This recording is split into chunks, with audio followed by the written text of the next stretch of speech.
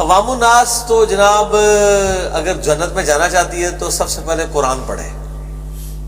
یہ غریب بڑا ہوشیار ہے, یہ قرآن میں نہیں پڑھتا, اور جس وقت میں فکر سے ہے اس کا ترجمہ پڑھ لے, اپنے عقیدے قرآن کے مطابق کر لے. جب وہ اپنے عقیدے صرف قرآن پڑھ کے عقیدے سیکھ ہو جائیں گے. جی بالکل بالکل صرف قرآن, حدیث کی کوئی ضرورت نہیں ہے عقیدوں کے لیے, حدیث تو باقی مسائل کے لیے. قرآن کے اندر عقائد موجود, اگر قرآن میں عقیدے بھی نہیں ہے تو پھر قرآن تو ناقص نہیں. یہ مفتی اشرف آصف جلالی صاحب نے انٹرنیٹ پہ کہا, غالباً آپ ہی رد کر رہے تھے, انہوں نے کہا جی بعض جہل بندے آ کے کہنے لگ پڑے ہیں کہ جی قرآن جو ہے پڑھ لو تو ہدایت ہے. انہوں نے کہا جی یہ کہتے ہیں قرآن سے کوئی گمراہ ہو سکتا ہے. انہوں نے کہا بالکل گمراہ ہو سکتا ہے. انہوں نے حوالہ دیا صحیح مسلم کا, اور کوئی صحابی تھا جس کا نام غالباً یزید تھا, آگے پتہ نہیں کیا تھا. انہوں نے کہا جی یہ جو ہے نا یہ سے کہتا ہے میں قرآن پڑھ کے خرجی ہو گیا تھا. نہیں اس طرح نہیں ہے. قرآن پاک پڑھ کے وہ مرتد ہوا تھا. قرآن پاک اس نے نبی علیہ السلام کے پاس پڑھا تھا, کاتب وہی مرتد ہوا تھا, میں نے بھی بیان کیا. تو وہ قرآن کا تو کوئی قصور نہیں ہے اس میں. نہیں وہی ہے جس کا نام یزید ہے. نہیں نام اس میں نہیں آیا.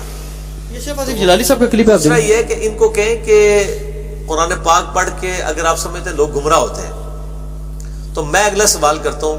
اشرف آصف جلالی صاحب نے کہا نا, چونکہ بریلوی ہے تو میں ان سے سوال کروں گا کہ اشرف صاحب کیا امام بریلوی صاحب کا کنز الایمان پڑھ کے بھی لوگ گمراہ ہوں گے؟ ہاں جی کیا خیال ہے, وہ کیا جواب دیں گے؟ آپ ان کے بیان پہ اب دینا.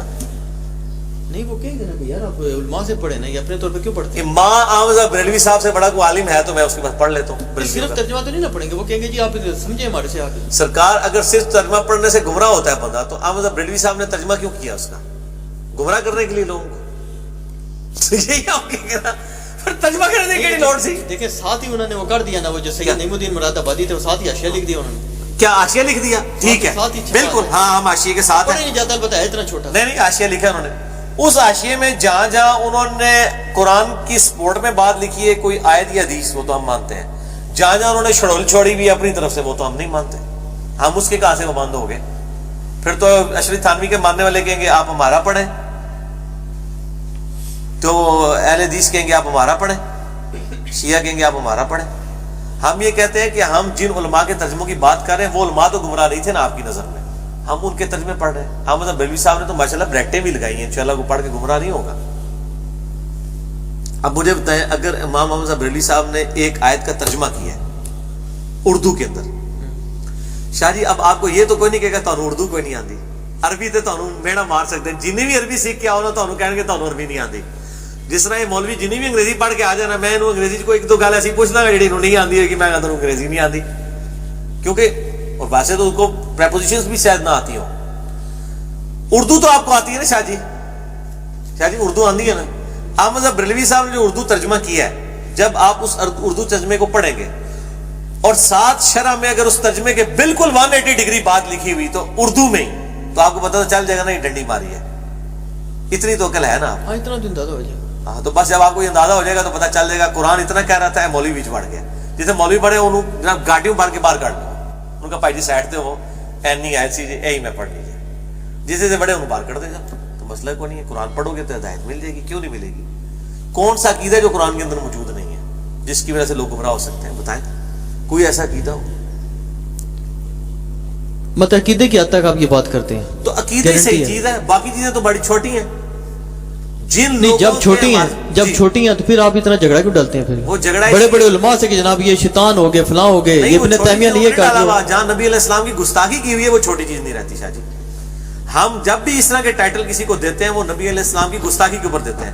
مفتی اکمل صاحب نے کہا تھا کہ حضور بوڑھے ہو گئے تھے اور اس لیے وہ جو ہے بیٹھ کے اٹھتے تھے. تو نبی علیہ السلام کے بارے میں عقیدہ رکھنا کہ آپ کبھی قابل اتباع نہیں رہے ہیں, آپ پہ ایسا وقت بھی آیا ہے زندگی کے اندر کہ آپ اتباع کے قابل نہیں. اس میں تو کون سی ایسی گستاخی ہے؟ نہیں گستاخی ہے. کیا گستاخی؟ نبی علیہ السلام کی ایک سنت کو انہوں نے خود سے ہی آپ کے اوپر تھوپ دیا.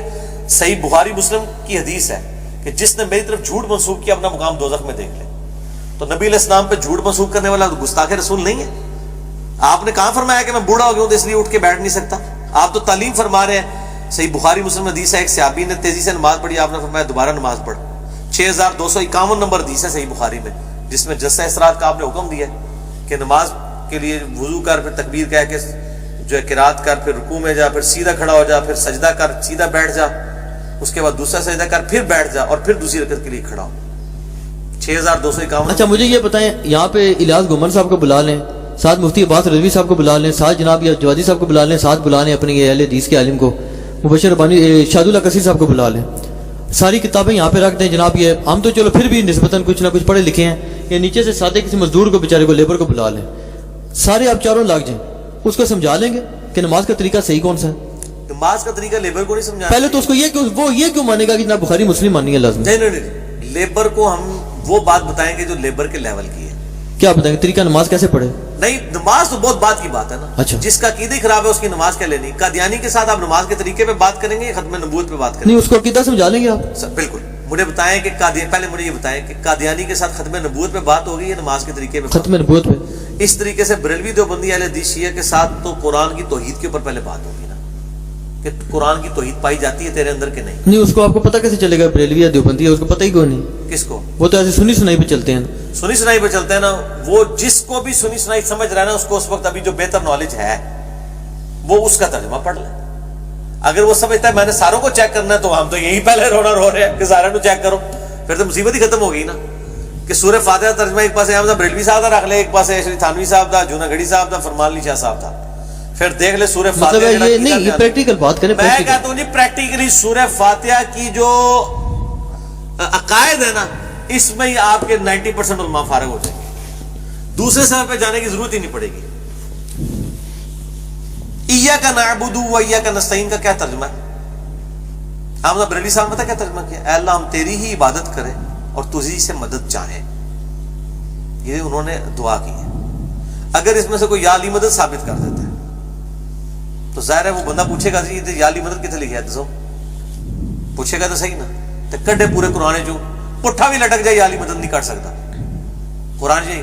ज्यादा कहेगा वो ताउनुल बिर्रि व तक़वा वला ताउनुल अलल इस्मि वल उद्वान, तो लेमन पूछेगा इसका मतलब है अल मदद या नमाज, अल मदद या सब्र। नहीं, ये तो आप कहते हैं ले, मैंने ये सवाल पूछे, बड़े बड़े उलमा नहीं पूछते, पूरी पूरी जिंदगी एक ही जनाब मसलक में मर जाते हैं। ले मैं बड़ा एजुकेट कर छड़ा ना, मैं मैकेनिक है ना, मैकेनिकल इंजीनियर है ना, तो मैं लोगों को काफी एजुकेट कर छड़ा हूं। लोग पूछते नहीं, वो कहते इंजीनियर साहब तो कहते हैं इंजीनियर साहब तो फितना बढ़ गए ने, लोग गल्लां करते हैं।